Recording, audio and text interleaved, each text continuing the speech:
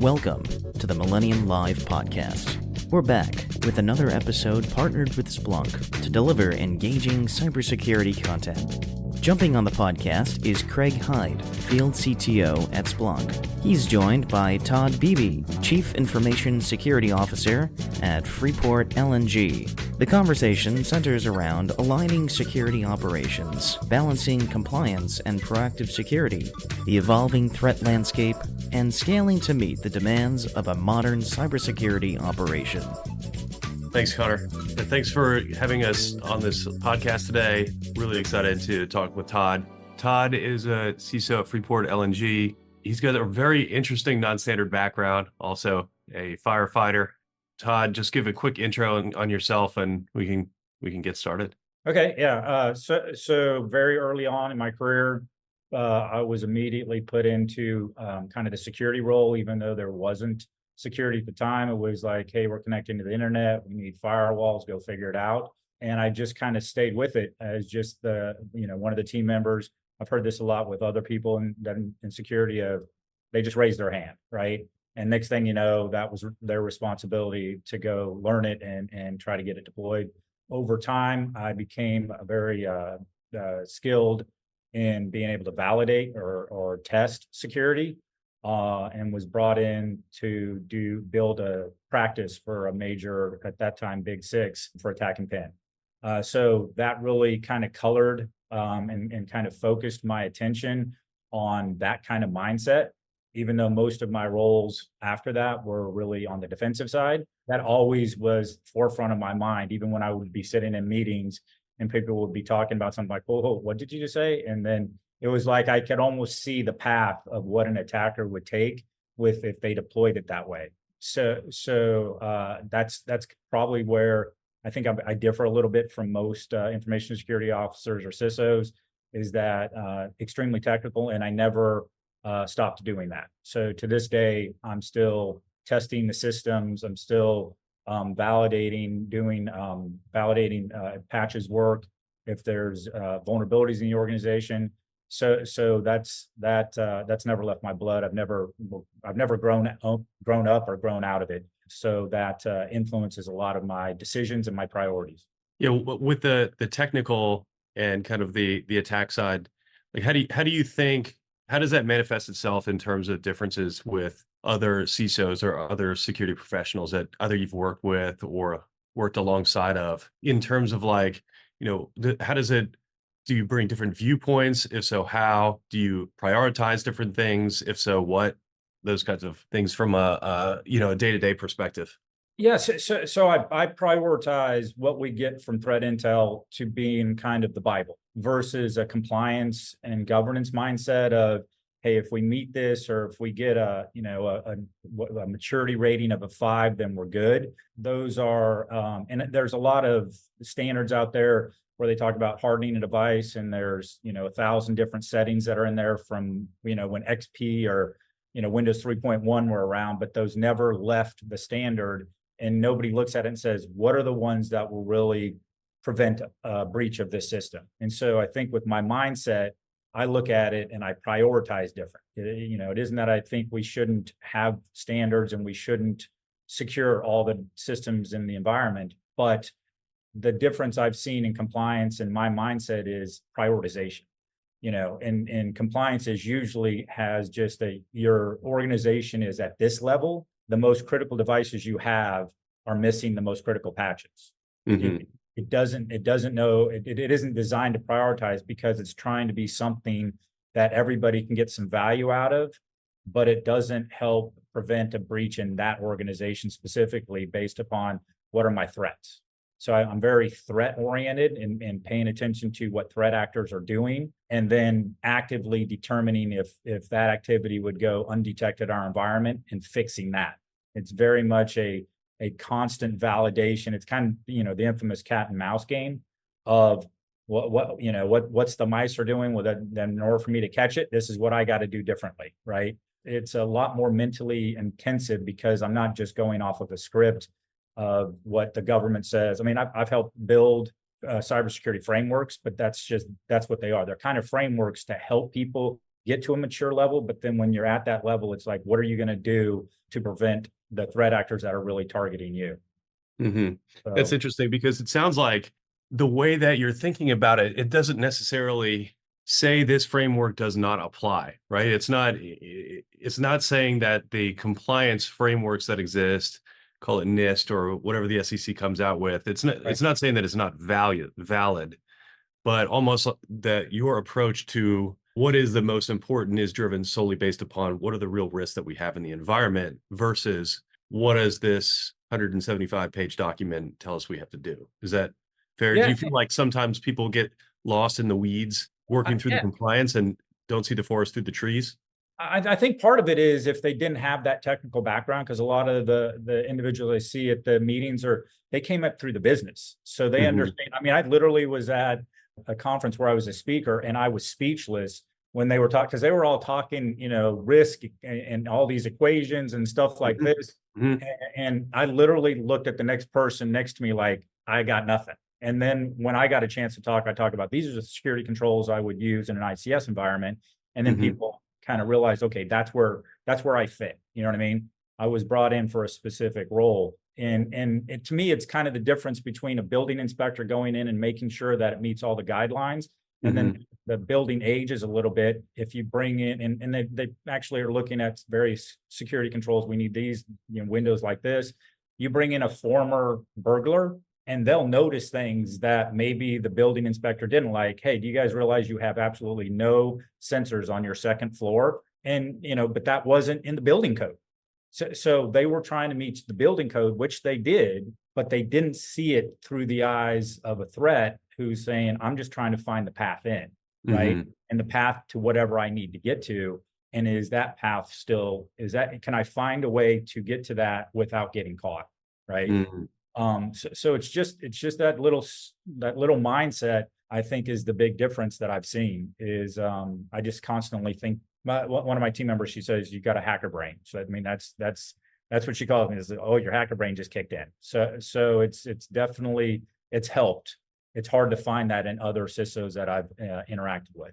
So. Yeah, that's interesting because a lot of, you go to, go to a MillenniuM conference and a lot of the thread comes to aligning with the business goals, right? And sometimes they are just, we have to go get compliant because that is another threat in itself, right? Is if you're not compliant, that opens you up to lawsuits, it opens you up to, different organizational issues.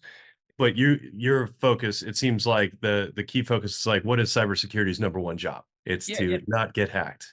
Correct. Right? I mean, how I look at it is there's a difference between a risk. To me, risks are hypothetical, like a hurricane will hit your organization or flood will hit you. It's, probability, right? And I've actually seen organizations where they tried to, implement that probability to cyber. And then when I look at cyber, here's the analogy or the story I like to tell people, not story, but little snippet is, it's one thing to think, okay, I've met the requirements. I got alarm systems on all my windows, all my doors and everything else. I feel like I'm good, right? Because I know there might be a robbery, but I think I got enough controls. It's a whole different story when that risk turns to an active threat, because tornadoes and hurricanes, they don't change their path just to go after something that's more vulnerable. But if a police officer came to your door, knocked on it and said, hey, guess what? We just found your name on a list that the burglary organization in this neighborhood is coming after your home. Yeah. You're going to look a lot differently at, do I really have enough security controls? And that's what's changed is the visibility in the threats that are out there that are actively trying to get into something versus it's just a matter of chance, right? And that's the big difference to me is the probabilities of the hurricane hitting us every 5 years is this in this area of getting, have fire and damage that goes beyond a single room is this. Okay, we got that covered. But if something's actively trying to do it, it will modify its behavior to continue. It's like the tornado says, I'm taking it doesn't have a mind that says, I'm going to take your house out. If you got lucky, you got lucky. But I think that's the difference is they're applying that probability of compliance of of these unlikely events, potentially occurring to, well, if you look at your email gateways, how many times have you blocked malicious emails trying to get in? Did they stop because you stopped them? No, they continue to day, right? It's an absolute. Yes, I mean they're gonna, yeah, they're until their boss tells them to move on to an easier target, they're gonna keep attempting because that's human nature. Is that I'm gonna finish Yeah. my job, right? So I think they're once they start thinking in that threat mindset that there's an active actor that's going to change their behavior, then it becomes a different risk. It's a threat. It's what we do because this is a long-term game that they're going to continue to try to find our weakness, right? Yeah. In your organization, I'm just curious, what type of, like, what are those big risks that are always coming in the door? And I don't want to talk about a specific organization, but Sure. I don't know if I've been, I count it as lucky, but I've been in multiple organizations where it was nation state level threat actors that I was interacting with 3-letter agencies who were giving us play by play of how they were monitoring, actually seeing the behavior on the dark web of these threat actors. So, once you hear that, you can't unhear it. Like that takes it to a different level of, yeah, the tornado, it's got your address and it's to do, right? It's like, okay, do I really need shutters or do I need storm windows, right? It's like, the budget changes. And the other thing I like to talk about is I've been lucky enough that in my life, most of the organizations don't look at me and say, okay, justify this as a return on investment.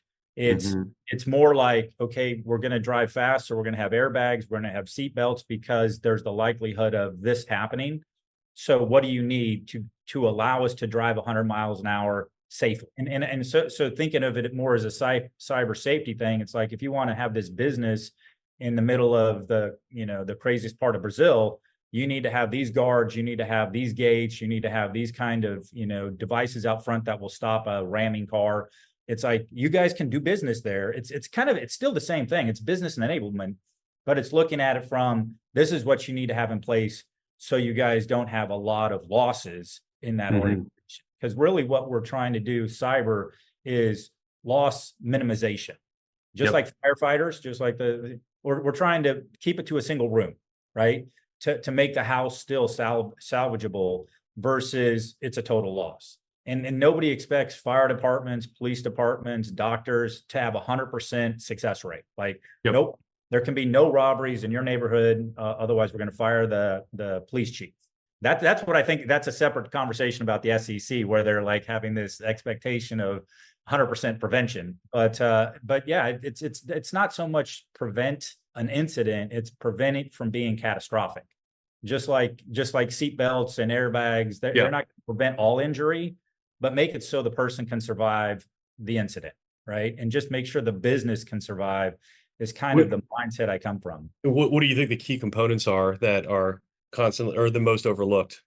The key components is assuming the controls you put in place will continue to work as advertised. Because we've seen it with products, upgrade in a product that was a security control, no longer blocks a certain thing that we thought it was blocking, that it blocked when we tested it, before deployment. And then, something in the code base got reintroduced, and now it no longer blocks that threat that we thought we had covered.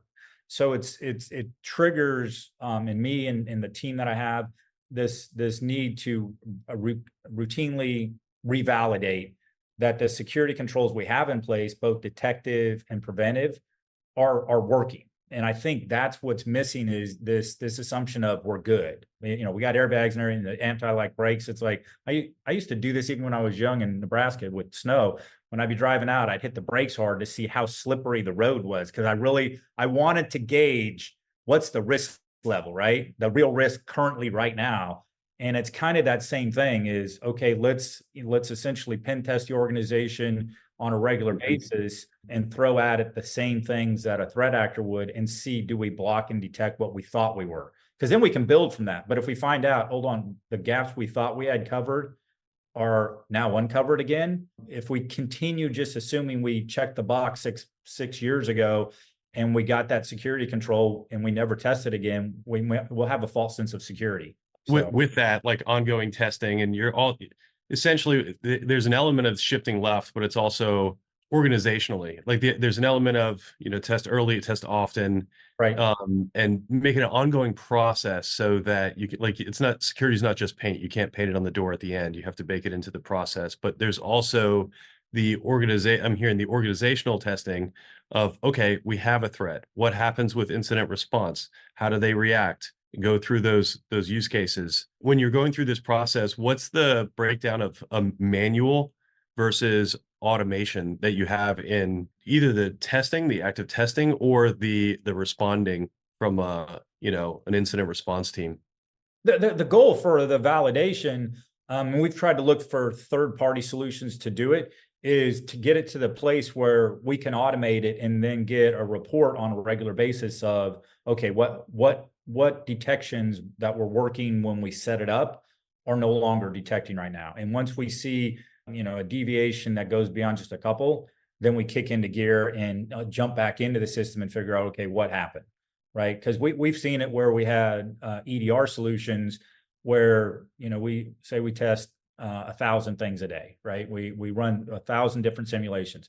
It was doing fine, doing fine, doing fine. All of a sudden, now it's only detecting 600. We're like, what just happened, right? But if we wouldn't have had that ongoing validation, because it still detected a lot, that a good portion, the majority, the team would still be getting alerts.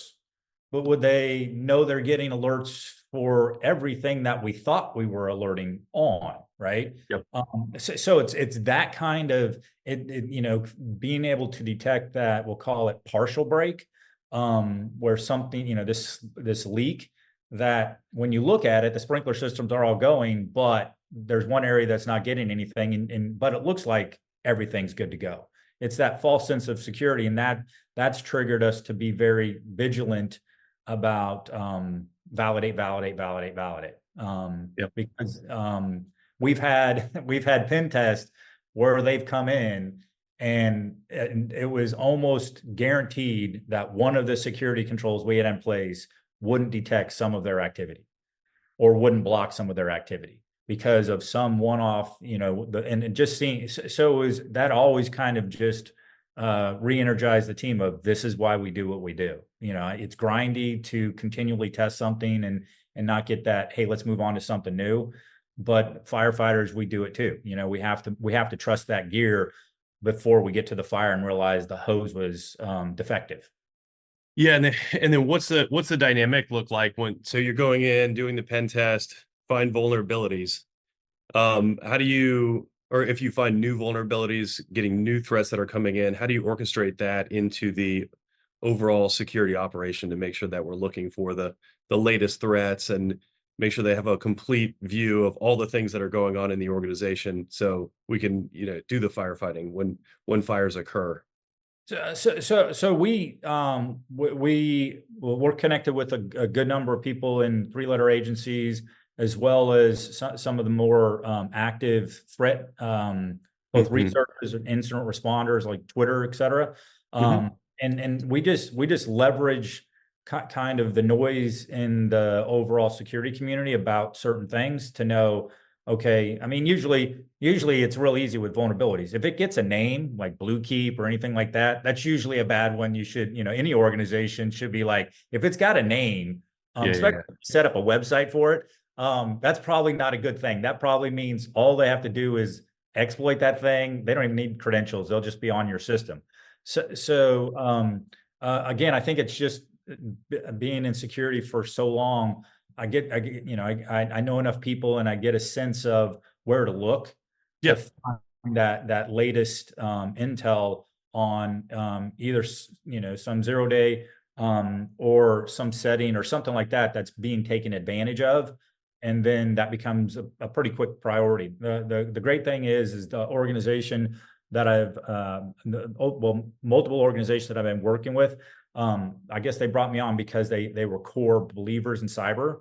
So it wasn't, and again, I wasn't giving them this laundry list of, here's 1,000 vulnerabilities, go fix them on 10,000 machines. It's like, these 2 vulnerabilities on these machines that we really care about, then fix the rest. But I help kind of, look at it through their point of view is, if you're going to make us not prioritize anything and everything's a high priority, how will we know we got it covered if something's trying to target us right now? So I think it's that being that because of the experience, being very selective on what I ask them to deploy, whether it be a setting or a patch. They've realized, okay, I'm looking at it through their eyes too. I'm not just, hey, this is compliance says we have all patches done in the first 30 days.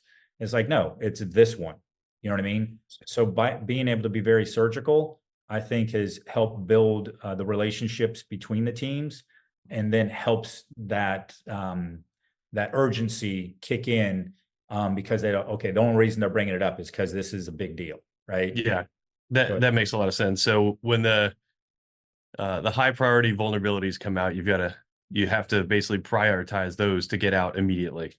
Yes. And deploy. And what about like active hacks, social engineering, insider threat type things? Are you like, how do you monitor that? How do you monitor for, the threat actors coming in being an active threat where somebody's coming in and currently hacking, like from a SIM perspective or security operations, and how do you handle that? Well, I guess I can say, because I'm on your guys' podcast, we use Splunk, right? It's Yep. like, and again, I'm not just selling Splunk, but I was in cybersecurity before there was any kind of, and it was that same slogan is probably used today is, if there's no logs, there was no crime. You know what I mean?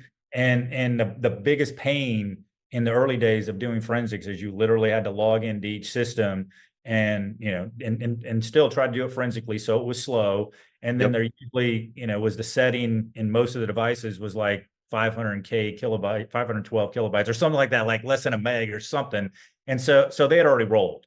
So logging is core, because you're, again, just like a fire, nobody's going to call you before a fire hits so you can get there and prevent damage. That just doesn't occur. That's make believe. Same thing with, I mean, it's incident response for a reason. I've said this before to other people. It's not incident prevention. It's incident response. There's something that started. There's smoke somewhere, and we want to get there before it becomes big. But without logs, then there can be no alerts, right? It's and I got this saying from a guy that he was eventually a CEO of one of my companies. He had sold a company to Cisco. It was the first IDS. He had come out of the Air Force, and his saying, this is very early in my career, it was visibility and control, right? And if you don't have visibility, you certainly don't have control. And so day one, when I come into an organization, is like, do they have a SIM? And then do they have an EDR? Kind of, I need visibility, because then I can get the lay of the land of what's really going on and get a sense of where are my gaps and where are my priorities. But logging is core, right? Yeah. You have to have that before you even put in security controls, so you know what's normal. It's right? interesting. I mean, it's almost like the old saying of you can't manage what you can't measure. Exactly. And so I've never heard it, like, you've got to get the logging in before you put the controls in, but it's true. If regardless of the controls, if you can't see anything, what's the point? Well, because then how do you know you're not blocking something legitimate, right? You don't know what normal is, so how will you know what's abnormal unless it's triggering some security control, like AV or a firewall or something where it has specific rules. But then if you don't have that going somewhere, then you got to make sure that's all going to your email. So it's like you got to have some place to get the visibility, because then you can make the business cases too of, hey, we really want to isolate these 27 very critical systems. Well, they're very important to us. Well, we've looked at the logs for the last 90 days, and it's only these 3 workstations that ever talk to them. So we're not going to, we now have evidence, not for a crime, but evidence to show you why we can put in a security control and not impact business. So eventually it does come back where I do interact with the business, even though I'm technical, right? But I usually like to bring them the story. You wouldn't be in your chair. You wouldn't be in your seat if you didn't know how to communicate and interact with the business and get what you wanted. Well, that it's because I do communicate, but I communicate with reality, not the fear stuff. It's like, Right. I'll literally come into a company when I start in first couple weeks, and I'll show them why we need a certain patch. I'll exploit the system and say, look how quickly now I'm system on the system. I mean, I can do anything. And they're like, okay, now I see the value. Yeah, fix that. Right. It's just that. It's like I'm not talking about hypotheticals. I like to use real threats to make the business case, but I also like to use real evidence of this is what's going on. So I'm being very surgical of what I ask, right? These patches, these systems, these rules to block this kind of access. So the business can continue. You can move into whatever the most dangerous neighborhood in Brazil is, but guess what? If we put these in place, you'll be able to do it and survive, right? The business can grow there versus we want to, back in the day, we want to connect to the internet, but we don't want a firewall. It's like, guys, that's not good because we have routable IP addresses inside our entire network so they can get to everything. It's like, yep.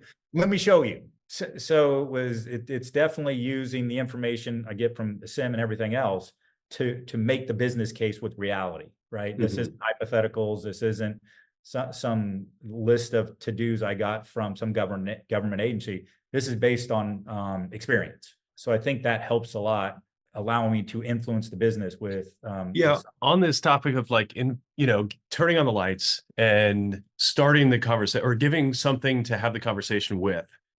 We kind of think of it as, everybody's got a maturity model, but from the way that we've been thinking about it, looking at it, it's almost like everybody's got to have something. You've got to turn on that foundational visibility. Right. Once you have that, you can start to prioritize and figure out your actions that your responders have. From that, you can start to do automation and, kind of like get some of the manual labor off of your smart teams and sort of like the utopia is just like one single pane of glass that everybody's working from. But how would you describe that's how we see it, but how would you describe the typical trajectory of maturity in a security organization?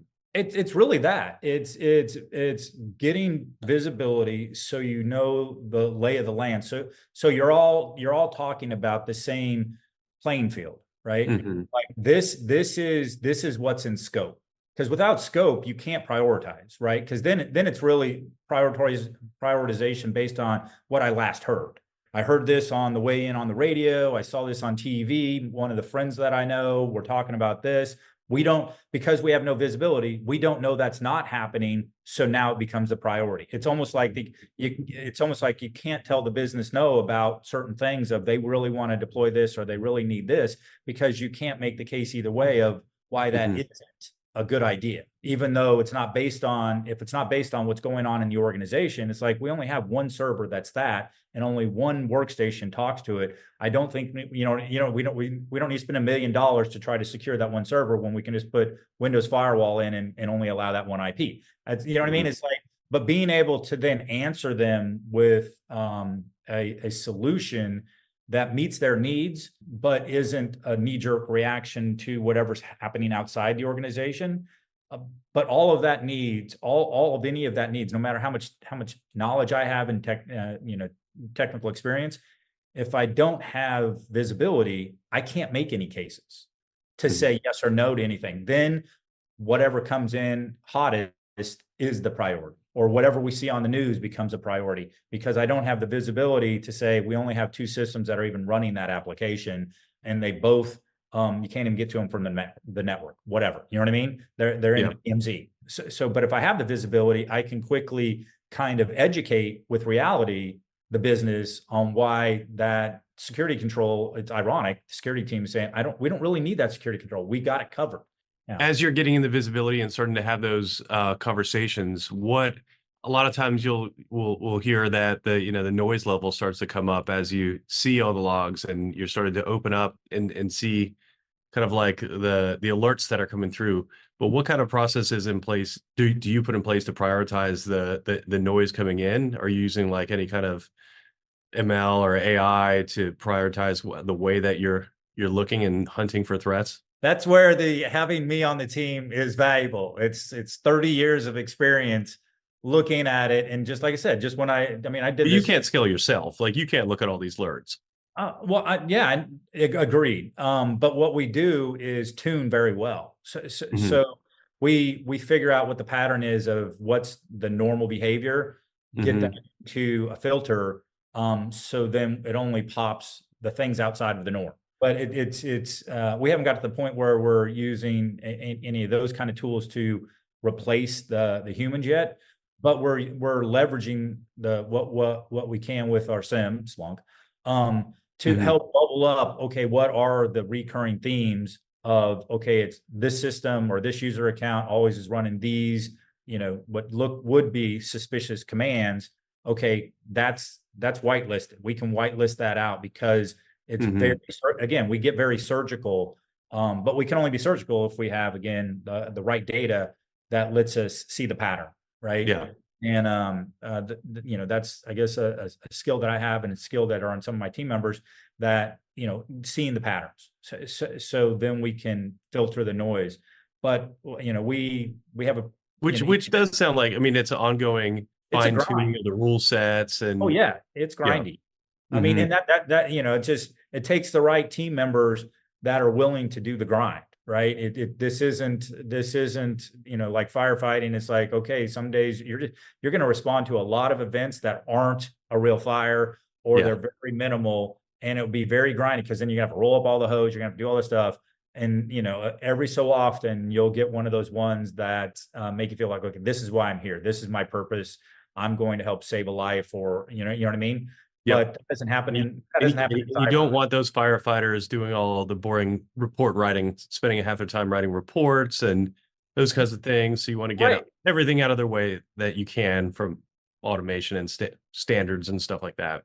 Yeah, see, and that is a challenge. I mean, there's what do they call where it looks like the mind map? There's a mind map out there of a CISO's responsibilities. Like there's one. I'm sure it's large. It's like security operations. Then it's all these other bubbles. And it was like one of those, what it feels like is, hey, cyber, you do that. And they're like, yeah, I'll take it on. And then eventually I'm like, what did I just accept? So eventually it has to get to the point where, I mean, I don't think the physical security team is off doing, audits of buildings and stuff like that. They're usually former like FBI or, some three-letter agency. And their focus is, prevent a physical breach. That's all they do. Their security guards are not off doing other things. They're watching the screen, watching the gates. They're just looking for breaches. It's interesting. So I was at a meeting with a CISO of a large public company, and somebody asked him the question, "What keeps you up at night?" And he said, "Getting hacked and not going to jail."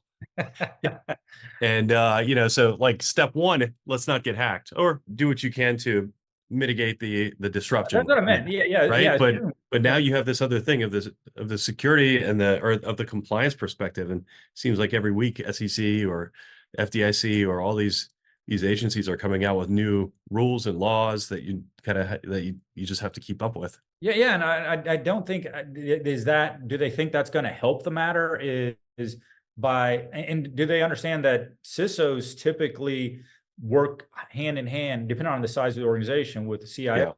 And the CIO's team or IT really deploys most of the security preventive controls. What do you think? Like from there's no lack of work to go around, right? And depending on how low you go on the priority list, it's infinite work.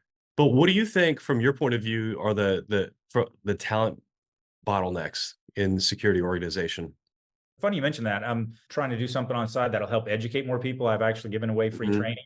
But one of the biggest issues that I think is happened in cyber, again, just through kind of, we'll call it organic growth, was the decision of, and I'm part of it because I've been in cyber forever, where we decided to put the most rookie individuals as the people who do the diagnosis. And I mean, you wouldn't want to do that. That doesn't even happen in a fire. In a fire, the captain who's in the front seat usually will do the 360 to determine, okay, here's our plan of attack, while everybody else is getting the equipment ready.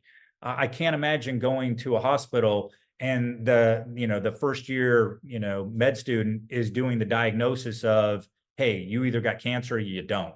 It's usually the more senior people do the diagnosis, and then they hand off and say, okay, go take it from here. Right. And that's not what we do in cyber, where cyber is, hey, I've been doing this for 5 years. It's now your turn, rookie. I'm just throw it over the fence when it's something good. That's a very flawed assumption, because then you assume the rookie will know what malicious looks like, even though they've probably never seen it. They've never been part of a forensic investigation. Yeah. So for them, it's either, after a while, it's like, this just kind of looks like the other cert util command. It's like, no. See what it did? It downloaded something from the internet. None of the other ones do that. It's like, how will they get that experience? And even if an incident goes down, it's usually then they bring in, most people bring in a third party, right? So now they don't even get that experience of, okay, what should I look for? What were you guys were doing the forensics? What did you look for to know these 15 other machines got hit, right? It's like now that experience comes in and goes out with a small engagement, right? And I think that somehow we got to be able to train them better and get them more repetitions on what malicious looks like before it hits. Just like, I can imagine, well, I see it on TV. I almost became a doctor. That's fun. That's a different story. But where the doctor's standing there, the senior, and they have all the first year kind of residents standing around a patient and like, okay, what do you see? What do you see? What do you see? What do you see? And kind of checks for the first, 2 years they have to go through the residency of, well, you missed this, good eye on you. You saw this symptom, but you guys missed this symptom that you would have gave the wrong medicine and you might have caused some kind of heart issue. You know what I mean? That they get multiple, 2 years worth of diagnosis training, and we don't do that in cyber. So I think that's, if we want, and maybe AI and stuff like that will help, where they can go ask, hey, is this a suspicious use of cert util? And it says, yeah, it is. And it's like, okay, then I better escalate. You know what I mean? Because they don't, it's like they don't have anybody to ask. If they keep escalating things and they're saying, oh, that was a false positive, it's like, okay, now I feel pressure to escalate the right thing, right? Yeah, it's almost like the way that the organizations are evolving end up creating more silos and drive the need for more automation because the frontline analysts don't have the experience. Right. Yeah, exactly. I mean, I would not want to go to a first year doctor if I thought I had something serious. You know what I mean? Yeah. Nope, I'm going to go to somebody that's diagnosed this correctly for years and will pinpoint really what the issue is, so I don't have to come back 6 months later when the symptoms get so worse and they're like, oh, we should have caught it 6 months ago. Sorry. I mean, that's exactly what happens with cyber. There was probably alerts early on. But Often some of the reasons why there are hacks is because people, even on help desks who are very green, they forget a process or procedure and reset a password, and oh, sure, I'll reset your MFA while I'm at it, no problem. And then next thing you know, somebody's deep in your systems. And so it's a lot of it has to do with just experience gap, and there's such a dearth of experience in cyber, plus the demand is going way up, that, I mean, really the only way is you have better training and have better automation on some of this more complex stuff. Oh yeah, you definitely, I think they're going in the right direction, where companies are putting that kind of whatever they want to call it, basically sidekick AI, where you can like nudge it. Hey, it's almost like they got a team member next to them that's not somebody else that's saying, hey, I got other jobs to do. I only do forensics. You know what I mean? Yeah, that's the biggest thing. And, the data is always everywhere, and you have to do, a lot of jumping around. And if you can pull it together, you can do some more AI. We're obviously working on that as well as a sidekick. And there's just so much demand for asking the interface English questions. Hey, is this a problem? Where's the problem lie? From operations, what's going on with this transaction? From security, and ask different questions here and there. And so that's like definitely something I think is going to help.